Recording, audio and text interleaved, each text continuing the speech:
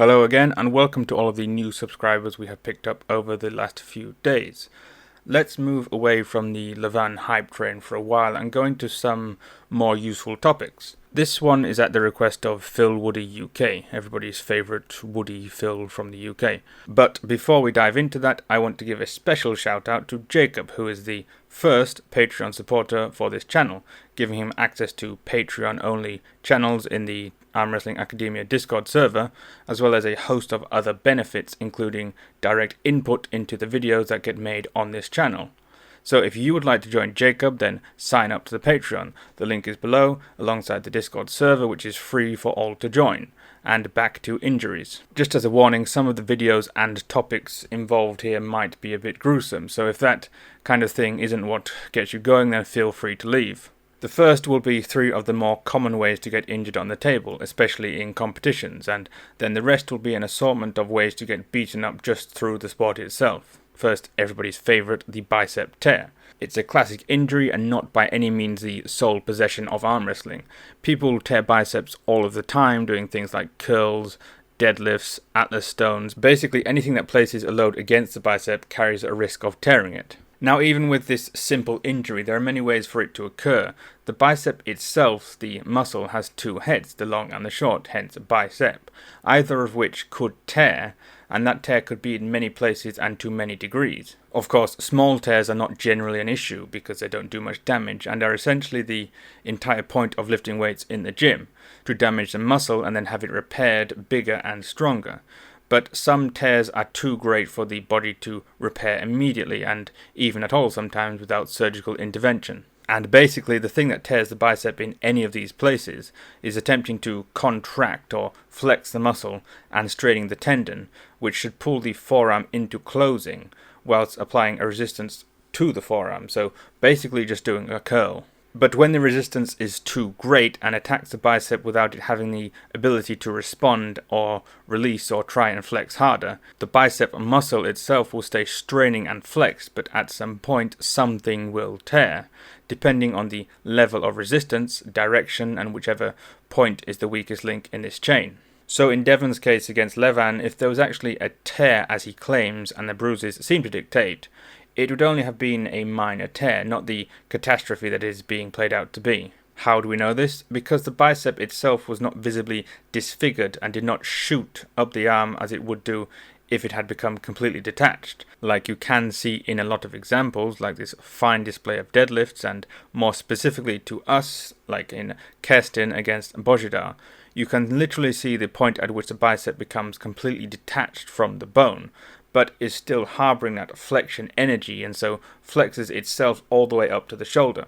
In some ways, for the sport of arm wrestling, having this more complete separation, if it is the bicep and tendon which have both torn off the bone, but otherwise remain intact, it could be beneficial because the possibility arises, as Todd Hutchings has pointed out, to have a surgeon reattach the tendon, but further down the forearm, giving it a much greater mechanical advantage across the elbow joint. But unfortunately, most of the injuries are not so clean and clear, and like most tears, they are more like rips along points rather than a clean separation. So why is it that the bicep seems to be the only real elbow flexor that we see tearing?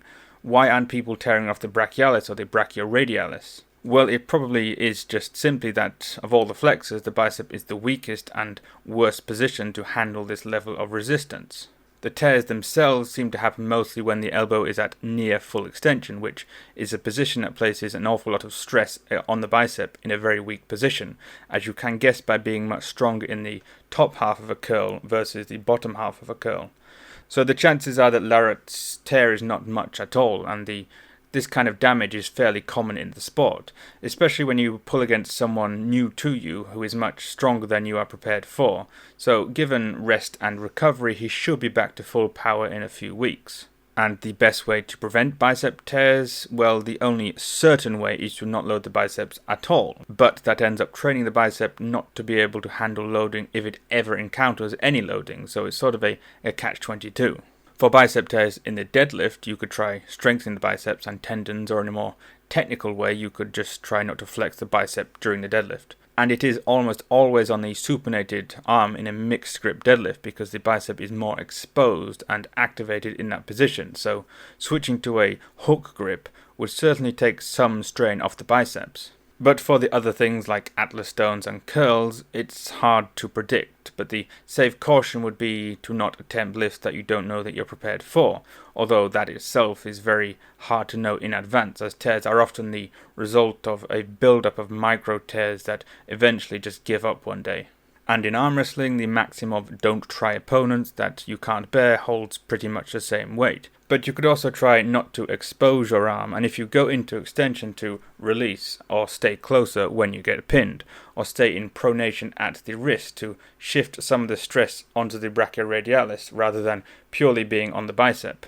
The next fan favourite, humeral fracture, which is less common than the bicep tear, perhaps, but is still quite well known in arm wrestling. Humeral fracture is just a breaking of the humerus, or the upper arm bone. But specifically to arm wrestling, the break itself is not from forces perpendicular to the bone or parallel to the bone. Instead, we have a spiral fracture, which means that the bone is bearing forces rotating in one direction at one end and another direction at the other end. So you can just picture it like twisting a towel in your hand to squeeze out the water, with one hand being the shoulder and the other being the elbow, with the water in the middle representing the energy being transmitted between the 2 points, and the bones are not really supposed to work that way at all. Bones are very strong on the long axis and fairly strong on the cross axis, but rotation to the extent that arm wrestling can provide is not quite what they want to do. Some people can get away with this more than others, as we can see with people like Toddzilla and Sasho Andreev, who both have a very open hook or a drag type position with the body and arm not quite in line as they should be in a textbook. But for most people, especially beginners, this is not worth pursuing, and it would be beneficial for 99% of athletes to keep the forearm at maximum 90 degrees to the torso. And as before, if you can keep the pronation engaged, the rotational stress is lessened a little bit, and you have much more muscles working to absorb and resist the forces trying to push into the elbow. But again, this can potentially happen to anybody, and the best thing you can do to lower the chances are to keep the arm inside the body and to again not do things that you don't think you are prepared to do, and to deliberately strengthen the joints and bones and ligaments. A good movement for this is the kind of curl that Krasimir does, although this is not a bulletproof vest. And I have seen a lot of people do it, but I have never heard of a particular name, so for now we'll just call it the Krasi curl, which strengthens the hook and bicep but has a slightly rotated direction rather than a strictly straight arm. With this you can load the humerus gently in rotation and not do anything excessive, because in that position your ability to curl the weight is more likely to fail before the bone itself does. And then the final of these injuries on the table is the pectoral tear, which is somewhat similar in cause to the humeral spiral fracture. The pectoral muscle works to pull the humerus across the front of the body.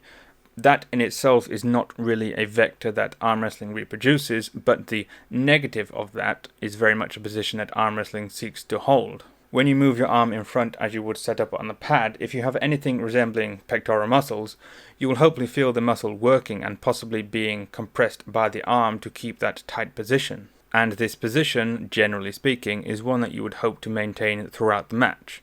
If you look at the best arm wrestlers, most specifically the Europeans, who do not typically open themselves out like a lot of Americans seem to do, the elbow mostly stays close to the body, whether in top roll or hook or anything else they do. And as we said, in this position the pectoral and lat are working to keep the arm in place, and the pectoral attaches to the top of the humerus, so with this constant tension on the muscle and tendons, any external rotation at the shoulder or pulling away of the humerus, for example in that open hook or drag we mentioned before, is going to be putting a lot of work on the pectoral itself to keep everything in place. Just like the bicep tear, there are varying degrees to which the pectoral can tear, and it's not often that you'll get a full tear in arm wrestling, since the actual load on the muscle and tendon isn't all that much. But in movements like the bench press, where the humerus is more away from the torso and the pectoral is working as a prime mover, the load is greater and you do tend to see much more substantial tears happen. But with arm wrestling you'll likely get a tweak or a small tear at most, which isn't the end of the world but is worth taking care of. So those are the main injuries that you'll see on a table, especially in proper matches. From what I've seen, it's actually very rare to see any wrist-related tears or injuries to the muscles or tendons directly.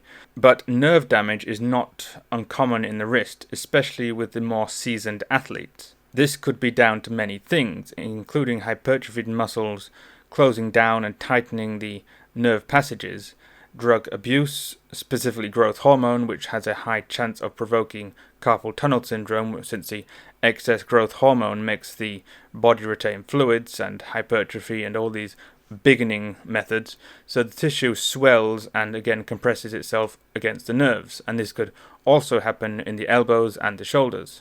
And then tendinitis and tendinopathy are both big issues in arm wrestling, since the sport places so much stress on the tendons themselves repeatedly, which will result in them breaking down in the process of repair, but if not given enough time without further stress, will lead to further degradation.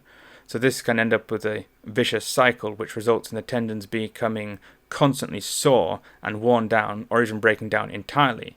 The flexion, rotation, and pulling of the arm can also trap and pinch the shoulder tendons or nerves, again leading to nerve damage or tendinitis or tendinopathy. The shoulder joint itself or the elbow can become dislocated either through excess strain or strain in an unusual position, pulling the joint itself out of alignment. And there are many other ways to get injured through arm wrestling, and most of them are best avoided by either not doing arm wrestling at all or just being sensible and knowing where your limits are and when to hold back. But it is very likely that once you are through the initial stages of soreness that comes with the first few months of training, you may have a period of general wellness, but eventually as you progress, you'll begin to feel the strain and stress, wear and tear on your body, as with pretty much all sports past the point of being done just for fun. And that's it. You'll get hurt in the sport and you'll have to work out ways to live with it or ways to overcome and endure it, but otherwise that's all I have to say on the matter, and I'll see you later.